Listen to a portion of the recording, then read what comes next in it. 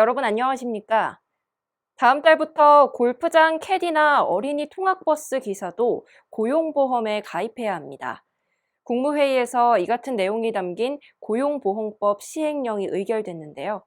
앞으로는 IT 기술자나 화물차주 등의 직종에서도 고용보험을 적용받게 될 전망입니다. 6월 23일 목요일 투데이샷 첫 소식입니다. 경기도지사직 인수위원회가 민생경제 위기에 대응하기 위한 5대 긴급대책을 시행합니다. 배현기 인수위 비상경제대응 TF단장은 오늘 기자회견을 열고 원자재 가격 상승에 따른 농어업인과 수출 중소기업 지원을 골자로 한 5대 긴급대책을 즉시 시행한다고 밝혔는데요. 이는 도지사 취임 전이라도 취약계층을 위해 할 수 있는 모든 대책을 마련해 시행하라는 김동연 당선인의 의지가 반영됐으며 긴급대책에는 면세유와 물류비 지원, 수출보험료 지원 등이 포함됐습니다. 유정복 인천시장 당선인이 배준영 국민의힘 인천시당 위원장과 유동수 더불어민주당 인천시당 위원장을 만났습니다. 유 당선인은 오늘 인천시 연수구의 한 식당에서 이들과 만나 여야가 힘을 합쳐 인천을 발전시켜 나가자고 협조를 당부했는데요. 민주당 유동수 위원장은 국비 확보 등 현안 해결에 민주당도 적극적으로 힘을 보탤 것이라며 화답했습니다.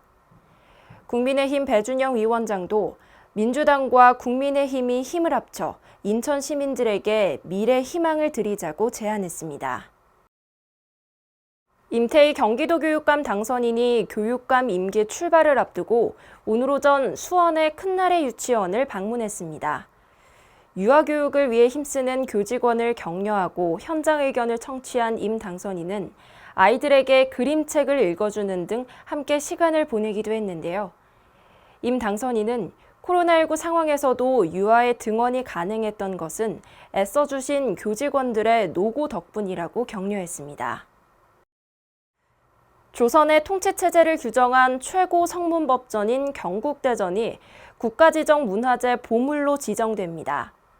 수원 화성박물관이 소장한 인쇄본은 16세기 금속 활자로 간행된 경국대전 중에서도 권 4에서 6에 해당하는 국내 유일본인데요.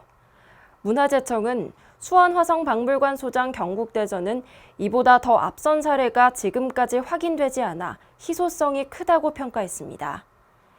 경국대전이 보물로 지정되면서 수원화성박물관은 국가지정 문화재 보물 6건을 보유하게 됐습니다. 카페 창업이 꾸준히 늘고 있는 가운데 전국 카페 4곳 중 한 곳은 경기도에 있는 것으로 나타났습니다. 지난해 기준 전국 카페는 85,360개로 이 중 경기도에만 21,512개가 운영 중인 것으로 나타났는데요. 2017년부터 5년간 점포수 증가율은 전국 38.1%에 비해 경기도가 63.2%로 훨씬 높은 증가율을 보였습니다. 반면 경쟁 심화로 폐업 대비 개업 건수는 하락세를 보이며 10곳 중 2곳이 1년 내 폐업하는 것으로 드러났습니다. 본격적인 장마철로 들어서면서 오늘부터는 외출하실 때 우산 꼭 챙기셔야겠습니다. 경기와 인천 지역에는 호우주의보까지 발효됐는데요.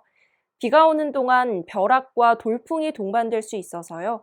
비 피해 없도록 단단히 대비해 주셔야겠습니다.